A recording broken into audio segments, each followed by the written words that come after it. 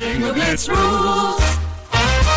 If your bingo has ads in it, That's not a bingo. if it doesn't have the coolest tournaments, mini games, and the most breathtaking design, Nope, not a bingo. if your bingo moment makes you feel so excited that you just want to burst in joy and scream out loud, bingo! Sorry, so you're playing... Bingo Blitz? Now that's a bingo.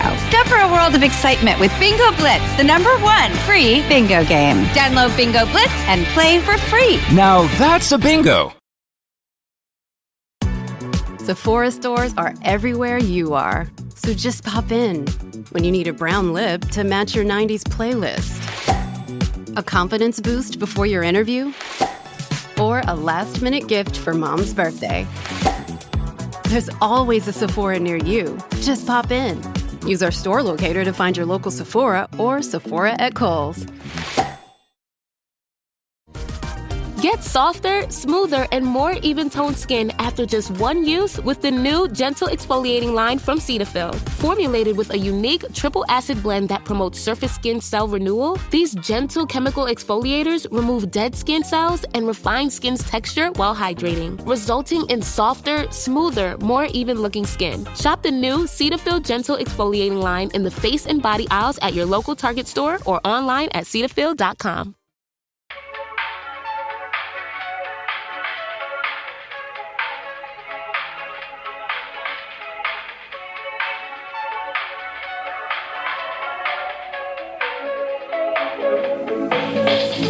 Hi. Welcome to another episode of But Am I Wrong? Starring two people who have not once ever been wrong. And on this podcast, we will tell you when you're being wrong, other people when they're being wrong, and occasionally each other, though that does happen rarely. We've got 3 segments on the show. We'll explain each of them before their respective time to shine. But what you need to know is this is like ethical shit talking, kind of, we're gossiping, but we're talking shit in what I would say is an intellectual, constructive, and girl boss feminist kind of way. So like if you actually are like, oh, I'm against that, you hate women. So watch yourself. Congratulations, Meghan, On 100 episodes of this here podcast. Girl, I already forgot. She already told me and I already forgot. Wow, you guys are going to be so excited for what we have planned.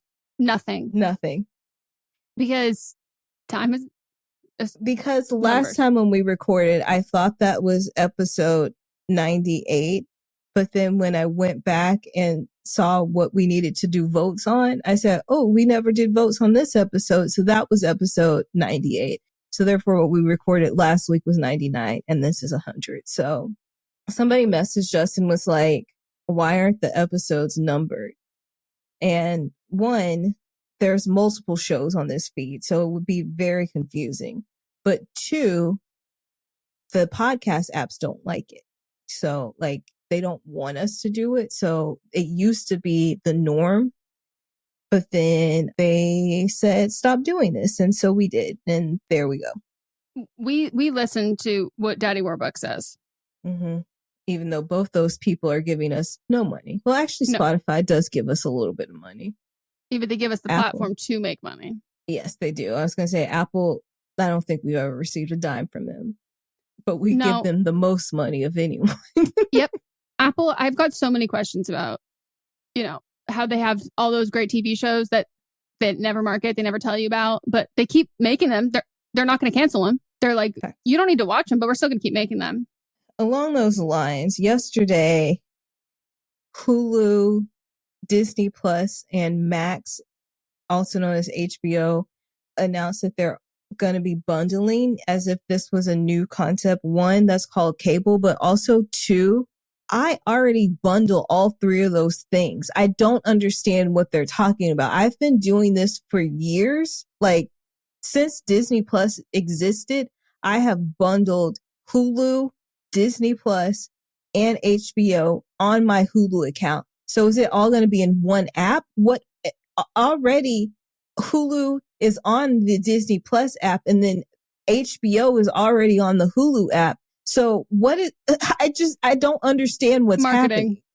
I think it's marketing, and I think they're getting rid of like a couple other options where like you can't, like, they're making it not the default, but like you either bundle this or you don't, and it's on the same page, like whatever it is. I'm like, this has always been, it's always been an option.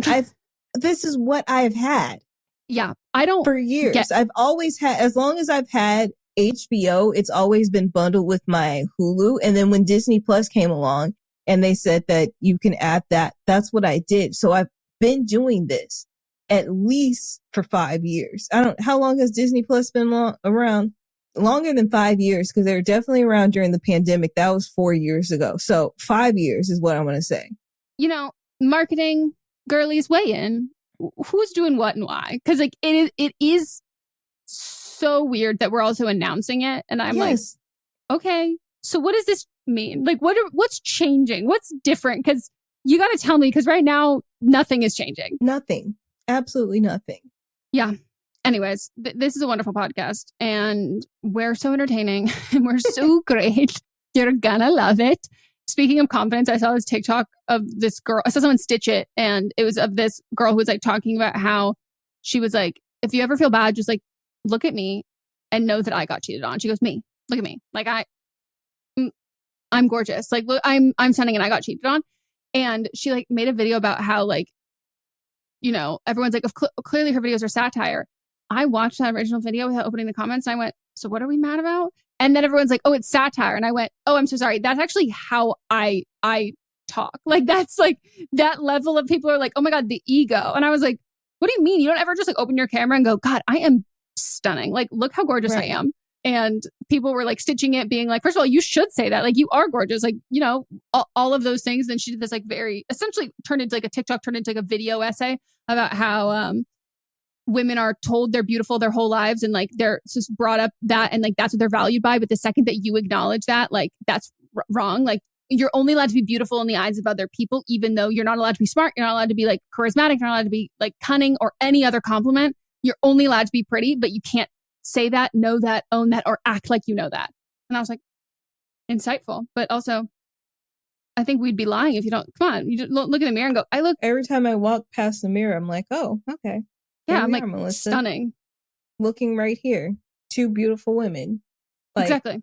People tell me I'm pretty. I'm like, I know. You guys should live in our world. It's not always great, but like I can at least always say that I can be like feeling really bad about myself, but it's not 24 hours in a day where I'm like, I'm a piece of shit. I might think I'm emotionally a piece of shit, but I'm like, but at least I'm pretty.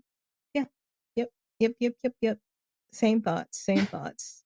Sorry if you don't. I know my worth, and I actually try to tell people all the time that write in, call in, whatever. I'm like, know your worth. Mm-hmm. I don't think it's like that. I'm like, oh my God, I'm so much prettier than everyone else. No. I'm just like, I'm pretty. Everyone else is you're pretty also pretty too. Exactly. And I'm like, we got to know that. It's not a standard competition.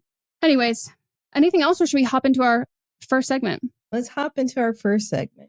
Our first segment is But Am I Wrong? And this is where we pitch to each other something that has happened, a hot take, a rant that we want to know if we are in the wrong about. And I forgot to say, one of the best parts about this podcast is it is interactive. So while we have all of our topics, we also will decide on our answers, but then we want to hear your answers. So we post the same things we talk about, and you can vote who you think was in the wrong on our Instagram stories. And then we read the results on Friday's episode. So you'll hear tomorrow the results from last week's episode. And you can also write in and share your thoughts and feelings, why you voted that way, why you think that way, or if you have some experience or whatever. And we love to read that. So that's the best part about it. It's not just the votes, it's the interaction and the commentary. We love most of our listeners. You're up first. My hot take is we need to stop meme-ifying activism. This happened with Breonna Taylor, and people would put in their captions or something like, click this for a nude, and it is going to like, oh, Breonna Taylor's murdered by the cops. And it's like trying to bring awareness in a way that we're making it internet-y and internet slang. And once we reach a certain point in activism, awareness is achieved. Oh, people are aware. People know what's happening. No one is discovering this brand new information, and that information just being someone's name or event or whatever it is, that I think it makes people complicit in that. Checked it off the list. I've done enough, and it starts to become no longer about the actual event, action, or thing, and more about like a moral battle of like who's better than who, and like that kind of a thing. And this all prompted for me when I was just looking at captions of any TikToks or anything about the Met Gala. And yes, the Met Gala is a charitable event. It is a fundraiser for the Costume Institute of the Met. Yes, tickets are $75,000. No, celebrities are not paying for their own tickets. The designers are, and the brands are buying a table, and then they invite what celebrity they want to come, get it approved by Anna Wintour. Celebrities are not paying to be there. These designers are, and the brands are. And I am totally cool with criticism about events that are that there's a huge public relation aspect of it. Because yeah, the Met Gala is a fundraiser, but the red carpet's not a fundraiser. The red carpet is like an advertisement for the designers and all of that kind of stuff. That is PR. So I have no issue with people critiquing, being like, this feels very Hunger Games for rich people and wealthy, famous people to be wearing these over-the-top outfits where at the same time, while Rafa's being totally bombed and eviscerated and people are dying at a genocide that's continued to go on, and that it's being shielded similarly to the Super Bowl, and like how we're hiding behind large American events where the eyes are on something else. Commenting that on, like, as a gotcha on people talking about outfits from the Met Gala, people doing any of that. I don't believe in like activism burnout or whatever, or people are like, oh, I've done my part, I'm too tired now. But it's not constructive for achieving anything. And I think ultimately it's becomes just disrespectful, because what's going on same with Breonna Taylor's life, that was a fucking tragedy. Like, it's not a meme. It's not something that you use for clicks. It's, if you don't have any insight, you don't have any information, if you're just sharing someone's thing and then you say, well, now do your own research, go do all of this kind of thing, it makes you feel like you've checked off the box, like I've done something, I'm morally superior to this, but you're not engaging in productive discourse, nor are you participating in, like, again, very productive discourse. I think the Hunger Games analogies are very important to read, but doing that, it waters down the movement when that's not the only action item. It's just like the easiest thing and the thing that you can use to weaponize. And like, as a white woman, like, there are times where I like look back on things that I like said or did thinking like that was the right thing to do. And I'm like, oof, girl, no, that was wrong. But I'm learning, growing from that. And this is one that I just, as someone who wholeheartedly aligns with the cause and understands that there is consistent bombing, but specifically these really, really horrific targeted attacks happening when the Western media has their eyes on something else. Like, I totally understand. And especially like in the way that people will phrase it, of being like, love your dress, like, so cute. I think your eye makeup would have looked better if its eyes were on Rafa. And I'm like, what? Like, you spent there sitting, like, trying to formulate a way of being like, how can I, like, hey, queen, talking about genocide? Like, you're now mixing the discourse of the thing that you're saying, this dichotomy is so awful, which I agree, the dichotomy is fucking crazy. But then when you mix it together and like wrap it up in this weird pop culture, social media kind of bow, I'm like, that's the problem. Like, we're equating them as being, we're relating them when in reality, if we want to have all eyes on a genocide that's happening, which yes, don't engage in the content that's not that. Mm-hmm. It's just, I just think it's just super disrespectful. And I don't think that people mean badly or like have like any malintent with it, but it's a trend that you look back on and you go, oh fuck, that was like really insensitive, and it doesn't move the needle. Yeah, because like with Breonna Taylor, people would have like long videos or long posts or something. It wouldn't have anything to do with Breonna Taylor. And then at the end, they would be like, well, anyways, arrest the cops that killed Breonna Taylor. And it was like, these two things don't go together. And this feels like a cheap shot, and it feels like you're just trying to do the content that you actually want to do and then just add and scoot this in. Yeah, it feels like a punchline. Yes. And then with the Met Gala stuff, I'm just seeing like interesting videos, and then they'll be like, well, now that I got your attention, here's what's going on in Palestine. It's like two things can exist and happen at the same time. And like you said, the Met Gala is also a fundraiser and is providing things, and and also on top of that is also like benefiting art. Mm-hmm. And not just like art that's at the Metropolitan Museum, but also the art that these fashion designers have created. And it's also like, even though this is incredibly serious, the genocide is incredibly serious, but we can enjoy things still too. Yeah, and you can care about both things. And like, I saw people leaving the most heinous comments about Gigi Hadid. And I'm like, she's a Palestinian woman. And like, you're going to come at her for attending and you're a white girl from Ohio yelling at a Palestinian woman for going, like, what? Like, who has been incredibly outspoken about where her stance lies, talking about her own family. Like, what the fuck? And even like her sister didn't go and being like, Bella's the better one. And I'm like, oh my God. Like, and I'm seeing it, to be explicit, like, and to make it incredibly clear, I'm seeing it from white women. Like, that's who I'm seeing it from. And there are so many things that we can all do that are productive, that are informative, but to equate those things, like you're saying, like you're putting them on the same level. And that's the exact opposite of what we want to do. They're not at the same level of seriousness of what's happening. And so it's like, why equate the two? Mm-hmm. And I also want to point out that Erin Hattemer on TikTok, it's ERINHATTAMER. She has been doing this thing called this organization. I mean, it's not her organization, but the organization Operation Olive Branch. She's been like really working with this organization, which they're assigning TikTokers with like large followings to different families to then make videos for their audience for them to raise money for those families, whether it's evacuation, whether it's medical treatment or travel, whatever all of it is, but assigning different creators who have these big platforms and educating and having these people who make these videos specifically talking about these families, like about people with names and faces and real stories. And she's been doing that. And I've seen more TikTokers talking about this than I have like in the since October. And that's someone who I think is doing a really like wonderful job. And like, if as all of us are feeling like this is so awful, what can I do to help? Like, that's a wonderful organization to donate to.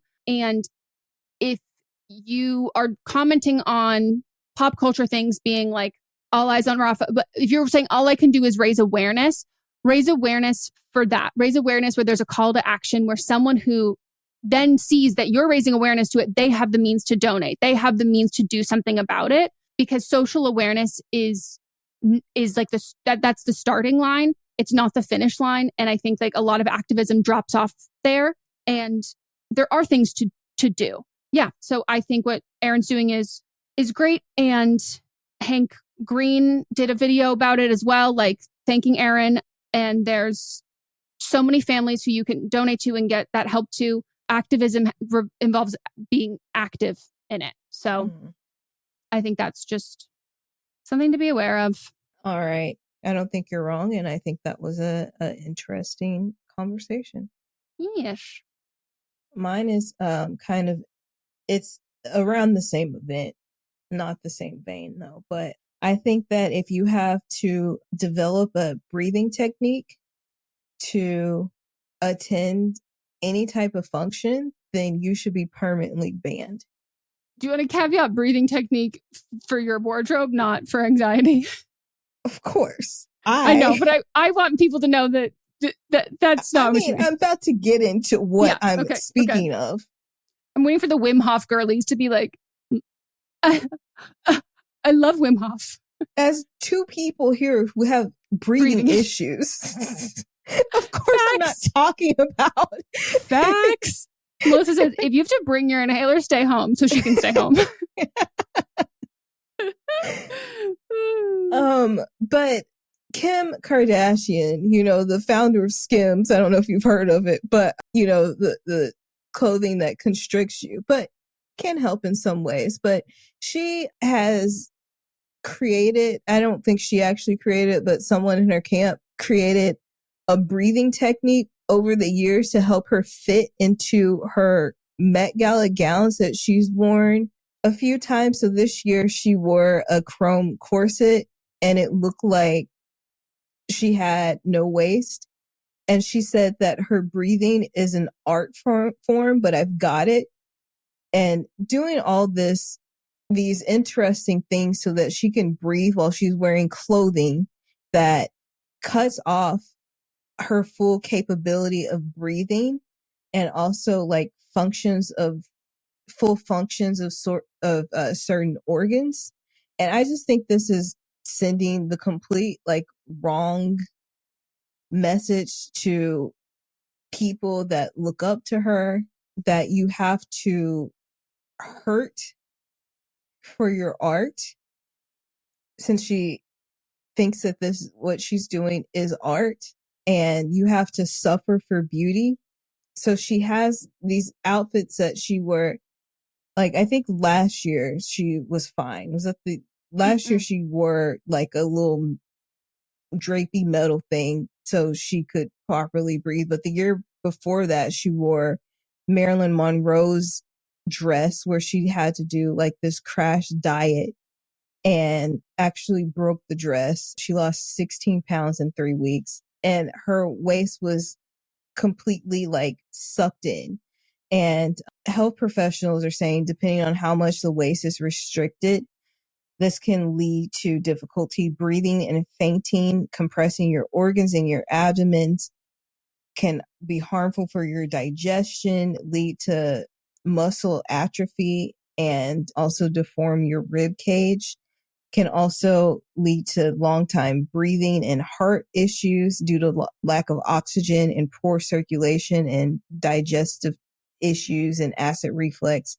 Also skin irritation and reducing muscle strength in your internal organs. She also in 2019, wore a corset that was doing the same things. And that's where when she started taking breathing lessons. And she also mentioned that if there's an emergency, I think I can pee my pants and then one of my sisters will wipe it up.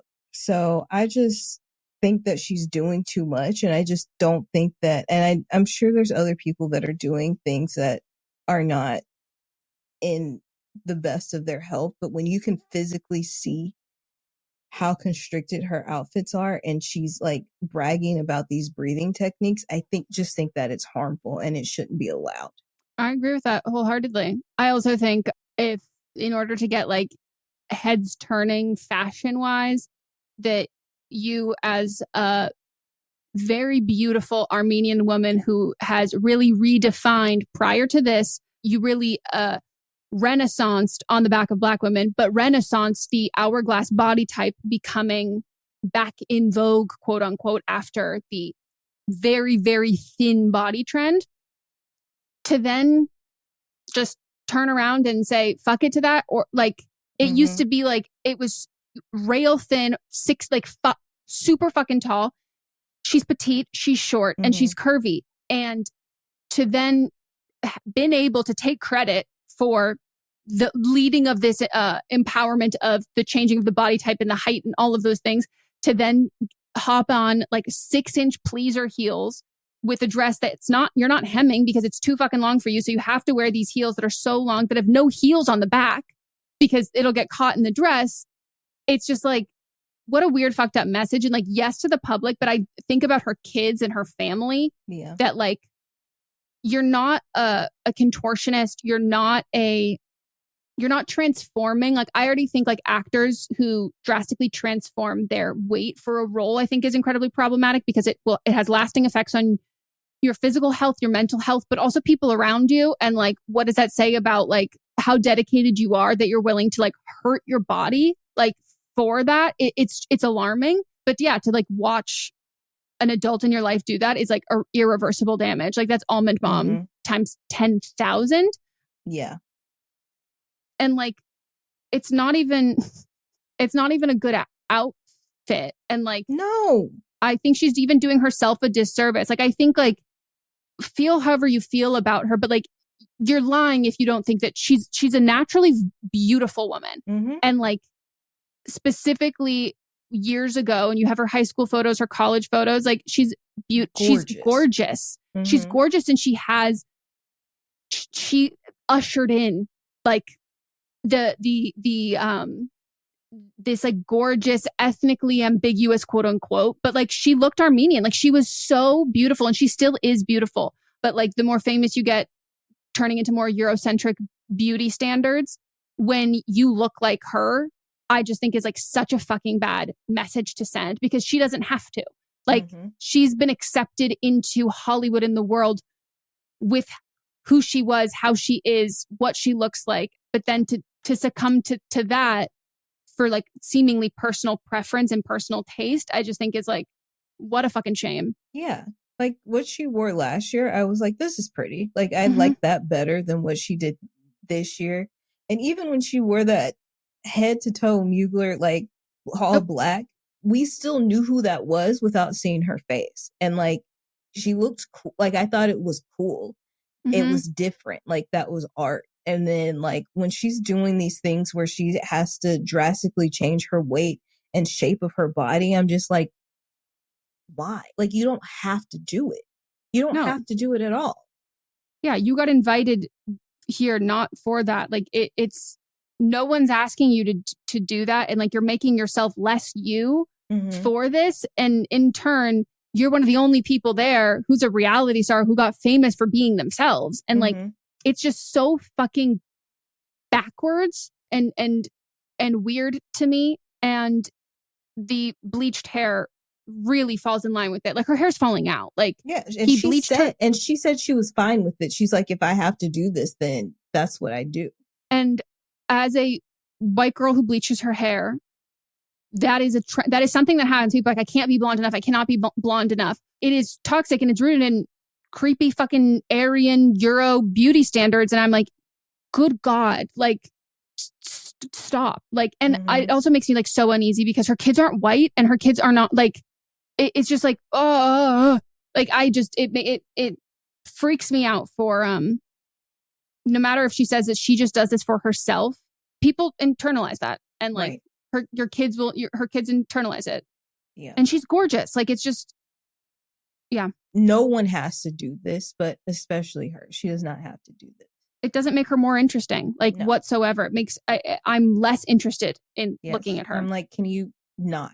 Just like don't. You said, I was more interested looking when her entire face was covered and she was just a silhouette. Like, if you don't keep that, then who are you anymore? Like, you know what I mean? Like, you were iconic with a silhouette of you, and now we're just completely diverting away from that. It's just like every other year. It's this. Yeah, I agree. You're not wrong. Thank you. Okay, well, that's it for But Am I Wrong? We're going to take a break. When we get back, we'll get into But Are You Wrong?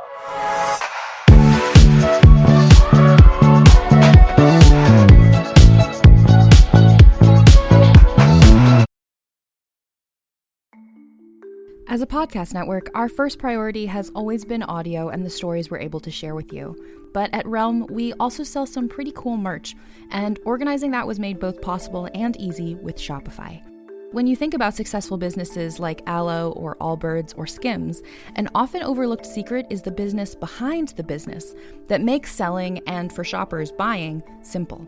For millions of businesses, that business is Shopify. That's because nobody does selling better than Shopify. It's the home of the #1 checkout on the planet. And the not-so-secret secret that's definitely worth talking about is that Shop Pay boosts conversions up to 50%. That's more happy customers and way more sales going. If you're hoping to grow your business, your commerce platform better be ready to sell wherever your customers are scrolling or strolling, on the web, in your store, in their feed, and everywhere in between. Businesses that sell more, sell on Shopify. Upgrade your business and get the same checkout we use with Shopify. Sign up for your $1 per month trial period at shopify.com/realm, all lowercase. Go to shopify.com/realm to upgrade your selling today. Shopify.com/realm.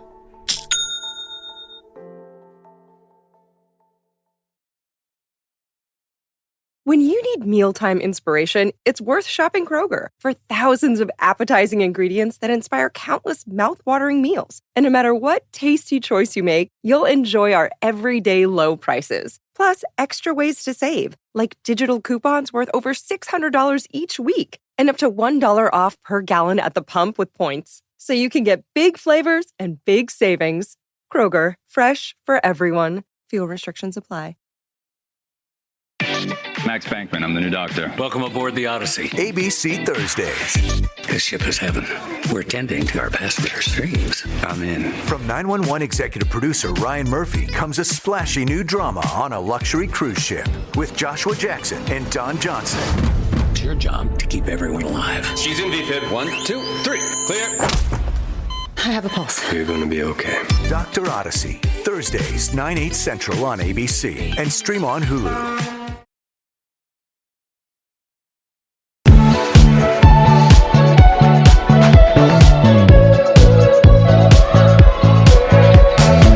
Welcome back. It is time for But Are You Wrong? And this is where y'all write in with the circumstance you are currently facing and the situation that you want to know if you are in the wrong in. You can send it to butamiwrongpod@gmail.com. Keep it under 300 words. Include ages. It's all anonymous, so don't include real names. But in order for us to keep track, you can include fake names. Make sure they're applicable to the circumstance and situation. We don't want to infer anything that's not actually there. And include all of the relevant details, and we will tell you if you're in the wrong or not. First up. Hi, Meghan and Melissa. I, Layla, 34, met my partner, Nick, 35, last November. We're both incredibly happy together, though I'm dealing with the situation of my own jealousy. My partner had a short fling last year with a long-term friend, Rachel, who lives in Germany, and asked him to go on a two-week-long road trip with her through the U.S. After that, he visited her in Germany, but it was quote-unquote disastrous, and they decided to remain friends. Nick had already taken down photos of their road trip soon after we started dating. Recently, I snooped Rachel's page since it's public, I know, to find out that she had just posted some film travel photos, among them being her and Nick with arms around each other during their road trip in front of a sign, along with another photo of him. I'm feeling really uncomfortable that she posted the one of them together, since to me, their body language is obvious. After discussing it with Nick, who also offered to talk to her, I introduced myself and very kindly asked if she could find it in her heart. Oh my God. Find it in her heart to take down the one picture, and even mentioned hoping to meet her one day. But she responded with liking the composition of the photo. I let her know I understood that and I would still feel better if she took it down, but she left me on red for 3 days. I know she might be feeling defensive, but I'm having a hard time trusting her intentions as his friend. Am I wrong for thinking that posting a picture like that from a time where they were in a fling is a strange choice, particularly because she knows very obviously that he's in a happy relationship? Thanks for reading. So here's the thing. I don't think you're wrong for your feelings, but this is what I would call inside feelings. If you had asked, should I reach out to her? I would say, when hell freezes over, good God, no. Because this is like a totally natural thing for you to feel like weird about, but you make it weirder when you say something, because to me, I'm thinking that you're nervous about her. You're nervous about their friendship. Otherwise, you wouldn't be snooping her profile, and you wouldn't want her, that you wouldn't really care about her keeping the photo up, because if anything, you take away like your reaction. I'm like, oh my God, what like losery behavior of her. Like that's so like cringy and losery, like not threatening behavior, like losery kind of pathetic behavior, that it's like, oh my God, that's like kind of so awkward and sad that she would like tag him into that. And that it'd be like me and Nick being like, oh my God, like I feel bad. Oh, like I hope she's okay. Like that's such an odd thing to do. But I think you took it as like threatening. And to me, that's because you feel threatened. And it had to have been there before the photo, because my instinct reaction is to think that this is losery, not threatening. Yeah, because why were you looking at her page to begin with? And if they're just friends, like, why don't you already know her? Yeah.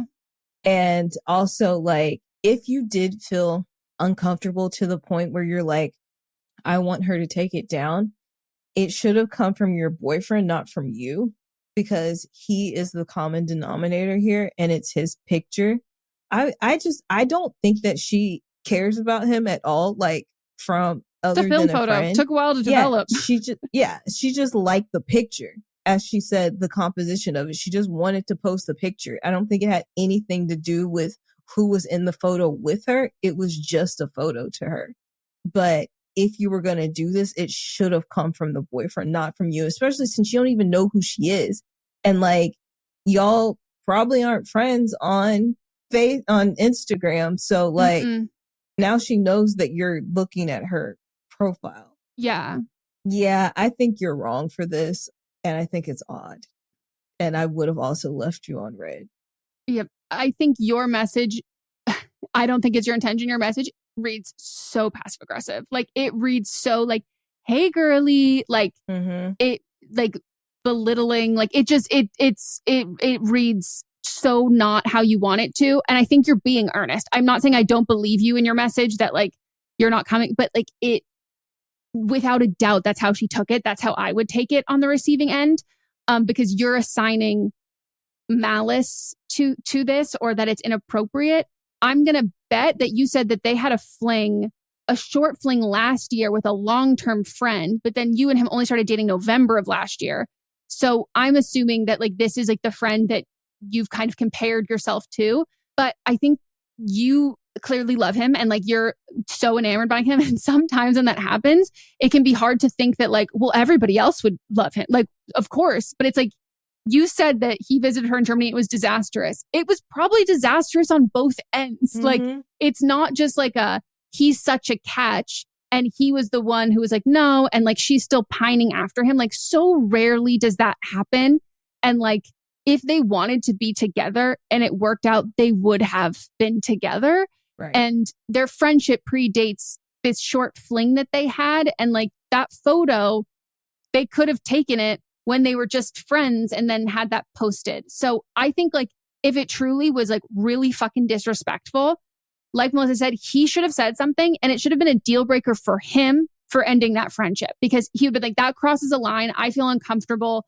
I don't feel like our friendship is real anymore. It feels like she's trying to pursue me again and like disrespect my relationship. But that's not what happened. Like, I think when you assign malintent to it, that's also offensive to her. That she's like, what? I'm his friend. Like, you think this is so odd. And like, it's just not a good way to like get on the footing with her. So yeah, I mean, not that you're asking it. I would honestly like, I would either like hope I never meet this girl, or I would send a message and be like, hey, I'm sorry. I was like so out of pocket. I just realized like reading this back, like I've been stewing on this, like, please ignore me. Like I don't, you can like make up a lie being like, I was really fucking stressed from work and I wasn't on a lot of sleep. And like, I just totally reacted out of impulse. And like looking back on this now, like it's a gorgeous photo. Like I love this. This is a great photo of him. And I was out of line messaging you that and assigning malicious intent to like what you did. And I'm really sorry. I hope we can start off on the right foot when I get to meet you. Like something like, because like it's just, this is such it's such a weird way to engage in a power struggle when someone else had no idea that they were engaging in that. So like you like squared up thinking that you were like, this is a power struggle. And she was like, I had no idea. It's like, it comes off and I don't care.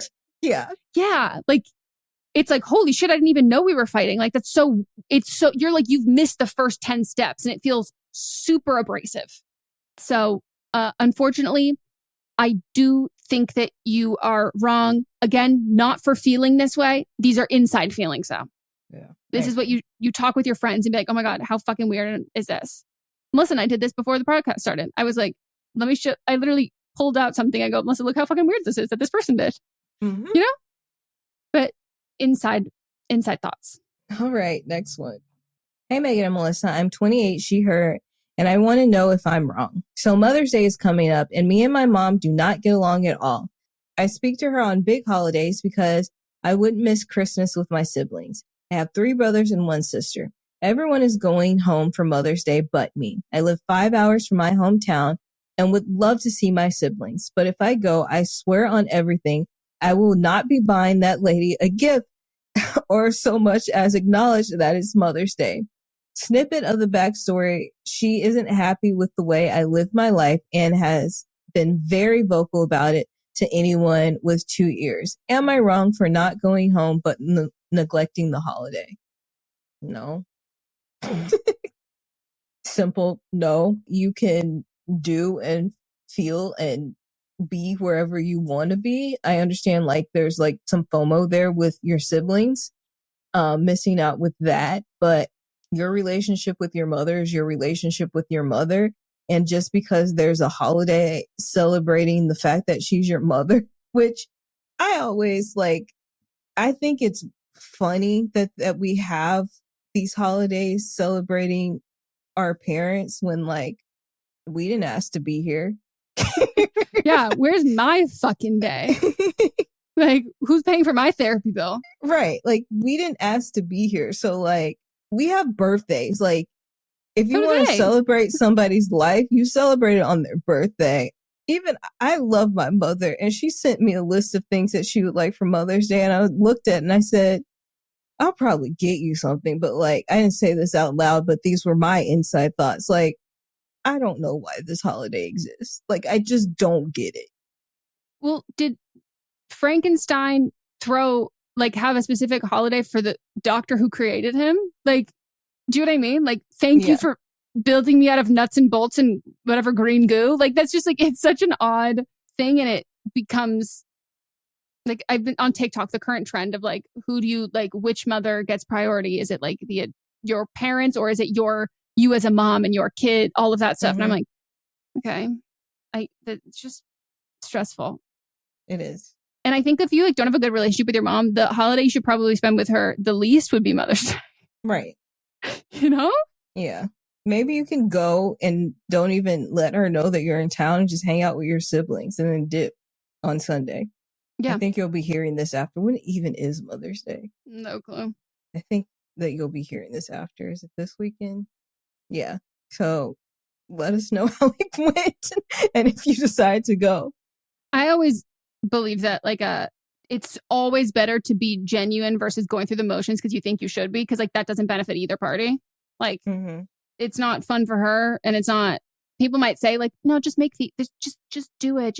I'm like, if you don't want to be there, it will be all over your fucking face.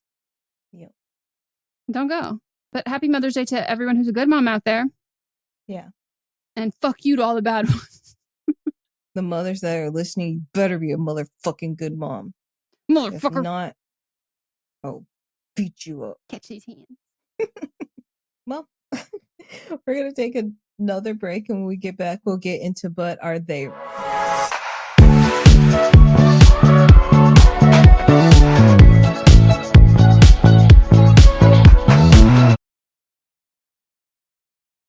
This is what you do when you've just found that statement handbag on eBay and you want to build an entire wardrobe around it. You start selling to keep buying. Yep, on eBay. Over that all-black everything phase? List it and buy all the color. Feeling more vintage than ever? It's out with the new and in with the pre-loved. Next thing you know, you've refreshed your wardrobe basically without spending a dime. Yeah, eBay, the place to buy and sell new, pre-loved, vintage, and rare fashion.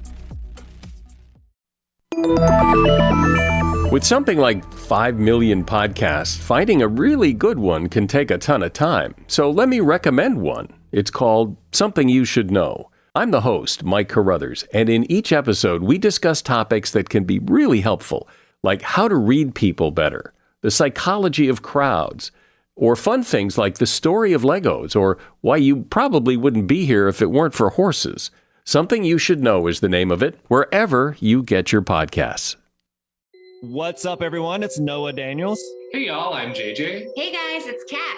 And we're your hosts of the Real Hauntings podcast, where we bring on guests to share their first-hand encounter ghost stories and supernatural experiences. Now on to the trailer.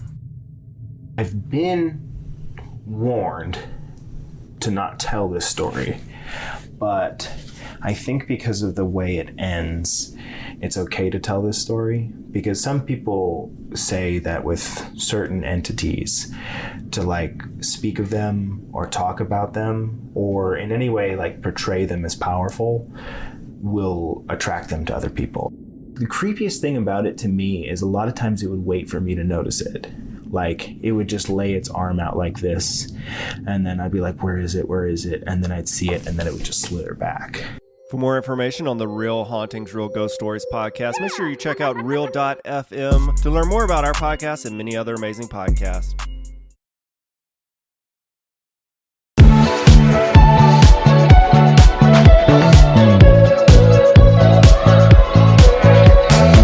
Back, and it's time for But Are They Wrong, where we nominate a person, place, or thing, someone in pop culture, something current events, topical, that we think deserves tomatoes to be thrown at them, the wote of the week, the boo, boo, boo, boo.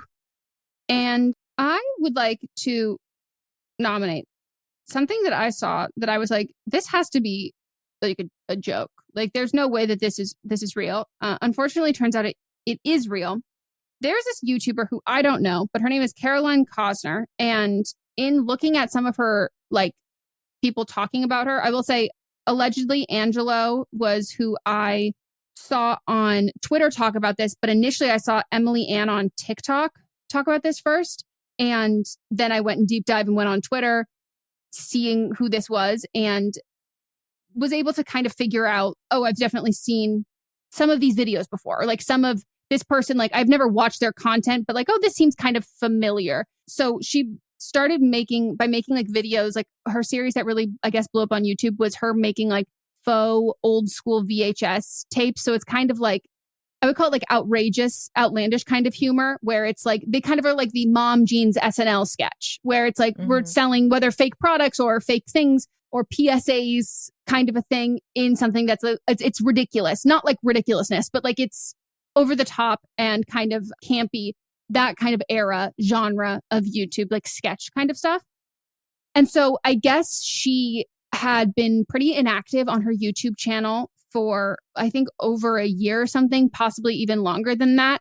And she's got a podcast and show, had been doing that. But her YouTube channel, which has over 1 million subscribers, was pretty inactive, like dormant. And the initial person who I saw on TikTok, Emily Ann, I thought she dropped off the face of the planet. Like, I like didn't know she was on this podcast and was like, where has she gone? And so she uploaded a video announcing her pregnancy with like a pregnant thumbnail and everything, her with a belly, saying, I have an announcement, and talked about all of where she's been, and this has been it, and how all of her health struggles, specifically relating to the pregnancy and like carrying this pregnancy. She's got all these like aesthetic, like little Polaroid photos of like, 10 weeks, 16 weeks, baby bump photos, 19 weeks. And it's like a whole ass video. Like, it's like 6-minute video talking about all of this. It's an announcement. People are so happy for her. And she's talking about how she's really nervous to be 20 and a single mom. And like, this is like why she's felt kind of embarrassed coming to talk about this online. And like, she's, being vulnerable. And all of the comments are other single moms in their 20s who are like, you got this, or people who are dealing with the same health issues who are like, you've got a support system in us. Like, we're here for you. This is what was helpful for me. Like, reach out if you need anything. Like, just people giving well wishes, good thoughts, offering assistance, offering whatever they can do, whether they've been through the experience themselves or just offering like specifically solidarity in women. Like, you've got this. And to her audience who loves her. And then a week after, she uploads another video saying, I lost the baby, with a thumbnail of her holding her stomach, sad, with the original thumbnail of the pregnant to the side, large belly, kind of like faded in the back.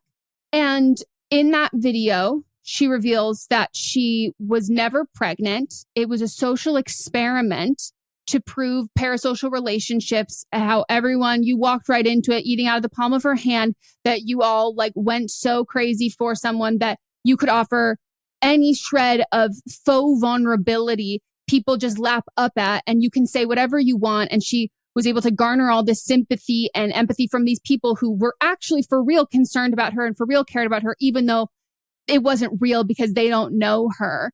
And this is why she can't be vulnerable online and why you can't trust people being vulnerable online. But she wants to get vulnerable, so join her Patreon. Ooh, I don't like this broad. Melisa, when that was the reveal, I was like, you're fucking kidding me. And then the top comment, or maybe it was a pinned comment, something or whatever, was saying, someone commented on the video saying, if you're mad at Caroline, then you must be new here. And she pinned that comment, basically being like, exactly. So I go, so girl, this was a social experiment talking about parasocial relationships, being like, y'all bitches don't fucking know me. But then you pin a comment with someone saying, you guys don't know her. And then you validate that. So is that not a parasocial relationship that you are encouraging?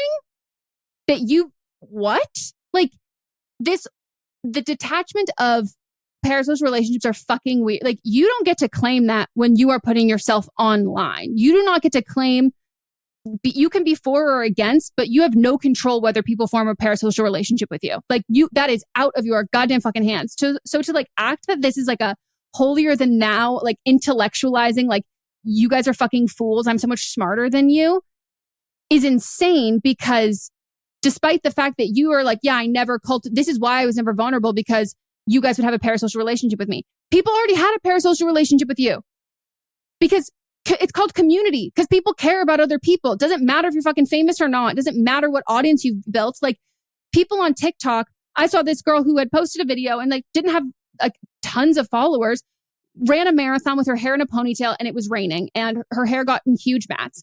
And she did an update video and she was like, I like worked so hard on this. We tried for so many hours. Like this really kind woman came over and helped. And it's a woman who commented on her TikTok being like, hey babe, I live in the area. I can come over and help you. Just came over and helped her brush her hair out. I'm like, it's called community. It's called sisterhood. It's called being a woman. Like that's fucking crazy. Fucking just so unhinged. And I looked into her podcast. It's giving the men with microphones. And then we have one girl here too. So what's her last name again? Konstnar, Konstnar. And people are like, her content's good. It's allowed. She did it for attention. And I'm looking at her Patreon. There's 544 people in there. Mm-hmm. But like, in order to have a Patreon, you still need like a little bit of parasocial relationship for people to buy into what you have. Mm-hmm. So she's just a walking contradiction and a liar. Mm-hmm. But she's masquerading it as being like an artist. And to me, this is like so, I will apologize for women left, right, and center. Like I will give so many chances to women, think that we're suffer at the hands of so many things that are what intentional, unintentional, subconscious, of whatever. It is giving like the only other fucking YouTubers who are like, that was a social experiment. It's like Sam Pepper sexually assaulting women on video. Like it's like this. I'm like, stop hanging out with men. Like what's going on? Like this is like, it's giving man with a mic. It's giving this YouTuber like, oh, you guys are fucking stupid. But then at the same time, degrading your audience, calling them idiots, but then being like, so then pay me money. And like, part of me is somewhat impressed that she's managed to do that with her audience, because women don't get to do that with their audiences. Men are allowed to be mean to their audiences. Men are allowed to give boundaries. Men are allowed to say that you guys are fucking thirsty and creepy and then give me your money. And like people still do. But like women don't get to fucking do that. And the way that she has, I'm like, what the fuck? Like it's so fucked. And the audience that she tricked and the audience that does not find this funny is women, specifically single mothers who had babies in their 20s or have suffered health issues during pregnancy. Mm-hmm. You know who finds this funny? Straight dudes who love watching women upset. Like this feels like a Matt Rife move of being like, can I have all of my men, alpha males who hate women? Do you want to come pay me? Because we can talk about how much I hate women too. Like it's just like the fucking weirdest behaviors in 2024, when like it's not even cool to do a April Fool's Day pregnancy announcement, JK April Fools. But this, you made a production of this, you storyboarded a fake pregnancy and you went along with this, you took up these photos, like all of it is just like, not once ever you're like, this is a bad call. And the videos are still up. She like stands by it. And I hate it. Yeah, that's so gross. And people are like, oh, well, she's just sarcastic. It's her sense of humor. Like, she's so funny. And I'm like, but it's not funny to weaponize people, and specifically vulnerable people from weaponize other people's traumatic experiences to be like a gotcha fucking loser. Mm-hmm. And I feel bad for him. Like, there's no shot that you have a community, because you would never do this if you were someone who had a community, who had participated in a community, or had benefited from a community, like from sisterhood or any of that. Like, because you're not going to get that back. You've reaped the benefits of that without ever knowing. But like, this is not solidarity sisterhood. This is not how you do this at all. It's horrible. All right. So mine is, I kind of touched on it last week, but it is Veneer Techs.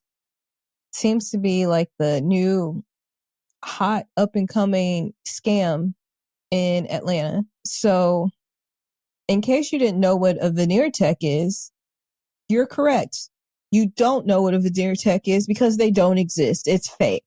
So people are spending between like $2,000 and $6,000 to get these fake training courses.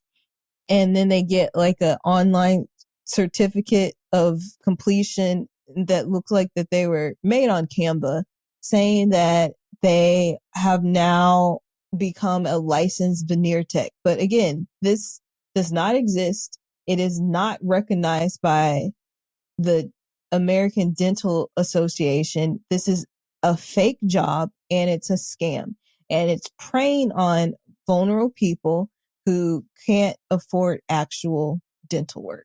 It's a scam. And it's also not just that, but it's also preying upon people that think that they are actually getting this vocational skill and are paying their hard-earned money to get this skill in order to do these medical dental procedures.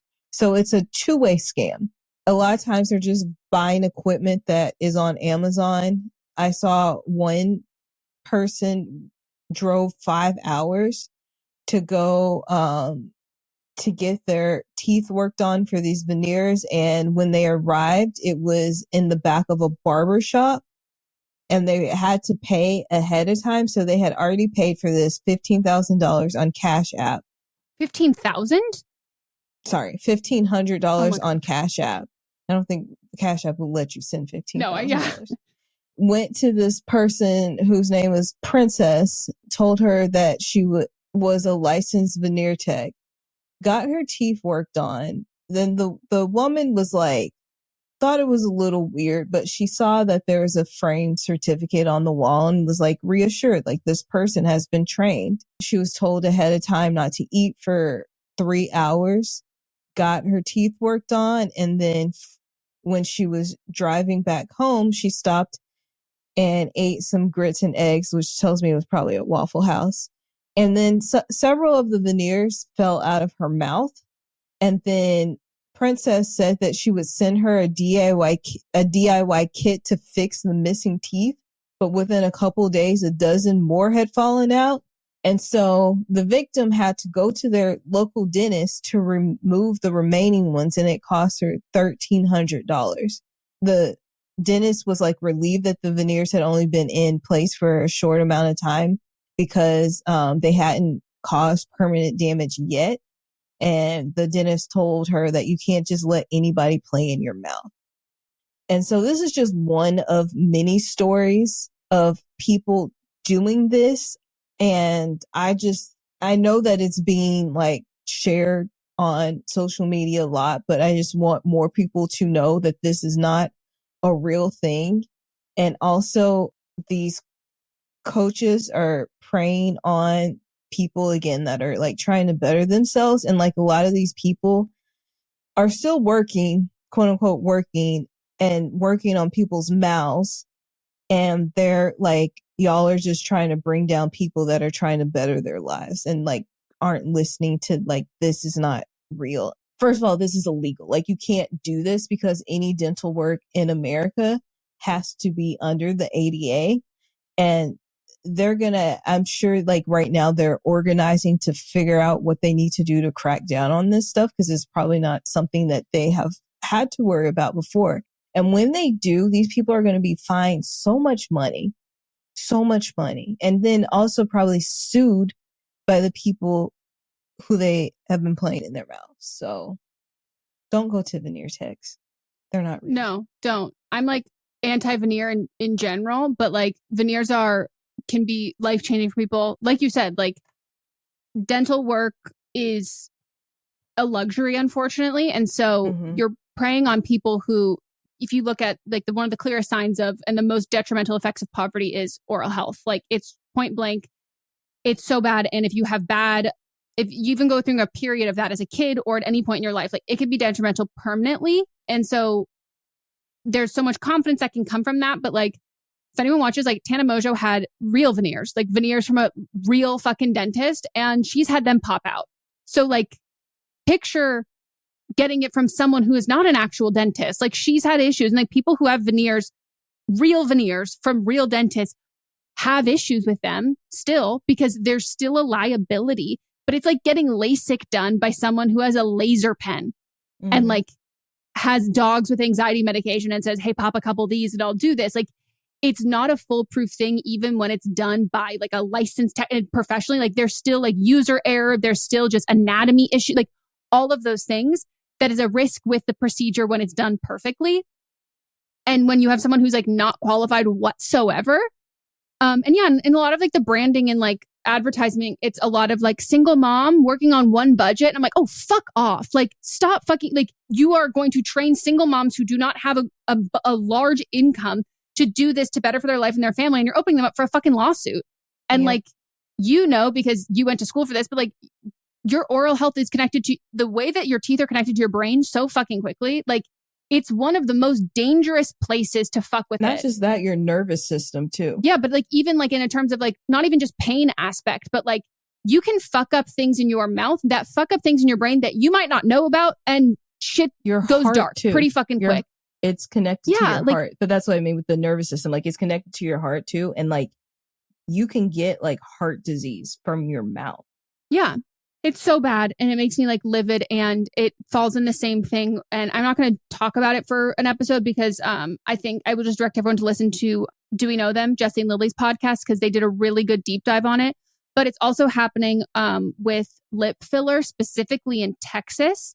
So anyone who is getting lip filler in Texas, drive out of state, stop getting it there.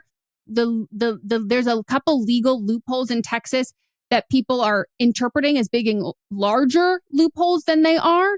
So a lot of like the branding or whatever, but people are doing lip injections without a pen. They're doing it with air pressure.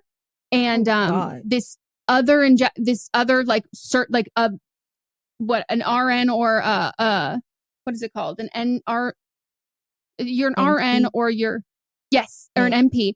She has had I think at this point, it's over 6 clients who have come in who have all gotten this faux lip injections from a lip injection pen or whatever from different people who are all trained under a different person who has like blocked them, who's lying, who says they're working under a doctor, who's saying they don't use needles, but who's also using needles, who's not using anything sanitary or whatever. And these people are having she's had to like call emergencies. She's got to call ambulances on people who've come to her. And she's like, I don't even call them my clients anymore. She's like, these are my patients. Like I'm monitoring their health. Like, these people are, it's so bad. She doesn't know how many people who've been trained under this person, but it's just, that one is like, the way that it's being advertised is pretty similar to, it's hard to figure out if it's up to bar because how it's done in Texas is very different. So I would also just urge people, if you are getting injectables done there in Texas, maybe don't, or do so much research because it's so widespread that it's like really alarming. Yeah, I mean, it goes in line with how last week I talked about that mother-daughter duo that put butt implants in someone or injections, and the person ended up having a reaction to it, went into cardiac arrest. She eventually died. They're in jail. Also, like, the people that are doing these vampire facials, and like 4 people at their clinic have gotten HIV because they're not using sanitary practices, and you shouldn't be doing those anyway. No, I wish people would be so much more discerning when it comes to like injectables and like, or whatever, Botox, anything that's breaking skin, your body fluids, like, or like anything that's like considered a medical procedure, just because someone has a license or certificate or something in that specific thing, like you're putting foreign objects in your body, it should be monitored by a medical professional. Yeah, I'm even against aesthetic spas or med spas and stuff for injectables. Like I tell everyone to go to a plastic surgeon. Yep. Just because there's a higher liability insurance there. There's more training that comes in there. And like, even from like an aesthetic, like look point of view, you have someone who is not just trained in how it looks, but also functionality of like muscle and all of this kind of stuff and they're someone who they have a much larger risk if they do something wrong. So they're on it. And they usually are connected to a hospital where a med spa isn't. Yeah. And they know the warning signs and they know them in a practical sense because plastic surgeons also do trauma surgery. Like there are things that like, it's not just this like surface level kind of a thing. I like encourage everyone. Like I've heard some like horrible stories because especially in the one that like I would anyone like, I think like under eye filler can get like really sketchy no matter who's doing it. And like a plastic surgeon and a doctor is not going to do things that will potentially they'll have to then cite on their medical record, which they're not going to want to do. They're not going to do things that are incredibly risky or like Botox under the armpits. Like if you inject it a fraction of an inch wrong, you're dead. You're dead. There's no time to resuscitate you, nothing. And so I just think that like, it's not just like, so whatever, like this shit doesn't just like potentially not dissolve or like fade away in like takes longer or goes away too quickly. Like it can be deadly and it can be deadly like really quick, like before you even know it. So if you wouldn't get a nose job from like a med spa, if you wouldn't trust them to like give you a pap smear and like take your appendix out, don't trust them to put needles in you, regardless of what those needles are doing, whether it's for functionality or aesthetics. Like I'm so anti that. And that's not a knock to anyone who does that because a lot of the time they are nurse practitioners and RNs and that stuff. But a lot of the time those people are the ones running it. And then everyone underneath them is not nearly as well trained. And all of it is resting on the time and reputation of the people who are well trained. And I just don't think that's safe or fair. All right. Well, that's the end of the episode. Happy 100. Woo! We hope you all enjoyed. Don't get veneers. Sit on that for like at least 10 years, you know? Just do that. And don't fake pregnancies. I think that's a good lesson to take away. Yeah, I thought we learned it, but I guess it's never too late to learn something new. Never too late. Well, we hope you enjoyed. If you want us to talk about anything else on an upcoming episode, you can always tag us on TikTok or Instagram, Twitter. You can send it to us in a DM as well. As always, you can write in for the But Are You Wrong segment. That is to butamiwrongpod@gmail.com. And yeah, if you have hot takes you want us to cover or anything like that too, we can always like to listen to that feedback. And make sure you vote for who you think was wrong in this episode. Let us know your thoughts and feelings. And we'll read those on next week's episode of Fisting Friday. But tomorrow you'll hear last week's episode or last week's results.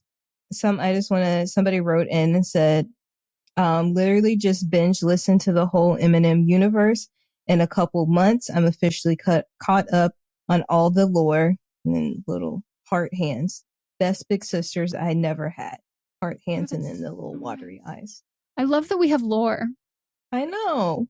It always makes me happy when people say that, or they'll say things like, I'm so excited to join the Patreon and like meet all of these people. And I'm just like, I can't wait to introduce you to all of these people. It's so fun. And yeah, I encourage everyone, like the Patreon is like so non-threatening. Like literally immediately fun. It's like people be like, hey, so hi, well, if you want to join our group chat, you don't have to, don't feel any pressure to, you can let us know later, but like, we'll add you to our group chat. And someone I don't know if they want me to name check them, but someone recently joined, has been in our Facebook group. And I was like, you've never been here before? Like, I know your face, I know your name. I feel like we already know you. But it was their first time in the live stream and they were late to everyone. They joined the group chat with everyone else. And then they were bullied or pressured into being in playing Monopoly Go. And then now everybody's like, what cards do you need? Like, we're just trying to encourage, like, so they'll stay and they're like, okay. So instead of asking for cards, everybody's just offering to be like, here, do this. So it's all kind and good, and everyone's fun and wonderful. And if they're not fun and wonderful, we won't see them again. Yeah. Anyways, we will circle back. I forgot about it. Yep. I know. Bye. Bye. But Am I Wrong is a production by me, Megan Rinks. And me, Melissa DeMonts, plus Diamond Imprint Productions. Post-production by Coco Lorenz. And production assistance by Melanie D. Watson. Do you love Disney? Do you love top 10 lists? Then you are going to love our hit podcast, Disney Countdown. I'm Megan, the Magical Millennial. And I'm the Dapper Danielle. On every episode of our fun and family-friendly show, we count down our top 10 lists of all things Disney. The parks, the movies, the music, the food, the lore. There is nothing we don't cover on our show. We are famous for rabbit holes, Disney-themed games, and fun facts you didn't know you needed. I had Danielle and Megan record some answers to seemingly meaningless questions. I asked Danielle what insect song is typically higher pitched in hotter temperatures and lower pitched in cooler temperatures. You got this. No, I didn't. Don't believe that. About a wish coming true? Well, I didn't either. Of course, I'm just a cicada. I'm crying. I'm so sorry. You win that one. So if you're looking for a healthy dose of Disney magic, check out Disney Countdown wherever you get your podcasts. Hi, I'm Jennifer, a founder of the Go Kid Go network. At Go Kid Go, putting kids first is at the heart of every show that we produce. That's why we're so excited to introduce a brand new show to our network called The Search for the Silver Lining, a fantasy adventure series about a spirited young girl named Isla who time travels to the mythical land of Camelot. Look for The Search for the Silver Lining on Spotify, Apple, or wherever you get your podcasts. Merry Christmas, everybody. My name is Eric Peterson. I'm here with my good buddy, Danny Jordan. And we are the co-hosts of the Let me try that again. Merry Christmas, everybody. My name is Eric Peterson. I'm here with my good buddy, Danny Jordan. And we are the hosts of Christmas Countdown Show. We're so thrilled to be bringing the merriment to you all this holiday season. It's going to be awesome. It's going to be massively merry, gigantically jolly, fantastically festive, as some people might say, Eric. We are all about alliterations, and we are all about Christmas spirit. On Christmas Countdown, we love to count down our top 10 favorite things related to the holiday season. That could be food, movies, music, everything that we all love about this massively merry good time. So wherever you get your podcasts, make sure you click that subscribe button. Eric, are you ready? I am ready, and we hope that you are too. Merry Christmas, everybody. Let's go. It should be like, let's go, ho, ho, ho. Yeah, it should be. Yeah.